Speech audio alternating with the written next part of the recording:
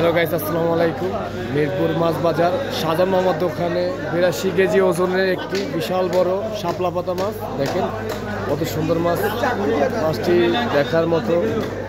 আমার দেখে আমার পুরা মাথা নষ্ট হয়ে গেছে। এলো শাহজাহান মামা, দেখেন ওনার মাছ, উনি মাছটা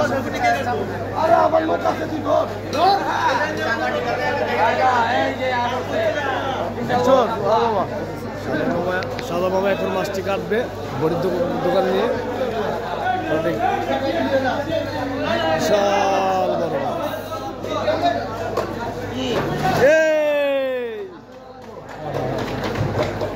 কত জনতা মানুষ দেখার জন্য, এই শাপলা মাছ দেখার জন্য মিরপুর মাছ বাজারে আসা পড়ছে।